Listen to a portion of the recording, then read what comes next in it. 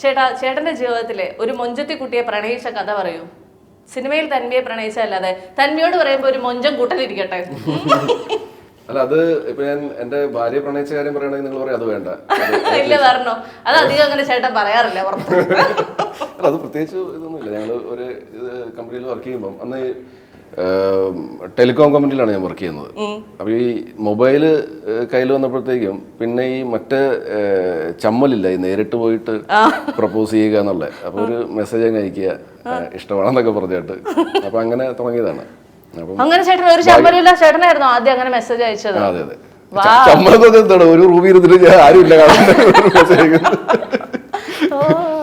അങ്ങനെ തന്വി ആർക്കെങ്കിലും അയച്ചിട്ടുണ്ടോ? ഇല്ല ഇല്ല അല്ലേ? എനിക്ക് തോന്നുന്നു അങ്ങനെ മെസ്സേജസും കത്തൊക്കെ കിട്ടിയിട്ടുണ്ട് പണ്ട് കുറെ. എനിക്കൊന്ന് സ്കൂൾ കോളേജ് ആ സമയത്തൊക്കെ. അതെ, അങ്ങനെയാണ്. ശരിയല്ലേ, കോളേജൊക്കെ ആയിട്ട് 12 വർഷമല്ലേ. എന്തിനു നമ്മൾ ഇടയ്ക്കിടയ്ക്ക് പ്രായം പറയുന്നത്? ഞാൻ വെറുതെ ഈ ചേട്ടന്റെ പ്രായം ആദ്യം പറഞ്ഞ എന്തിനാണെന്നറിയോ? മുതിർന്ന ആളാണെന്ന് എല്ലാവർക്കും തോന്നിക്കോട്ടെ. അതുകൊണ്ട് എന്താണ് ഗുണം?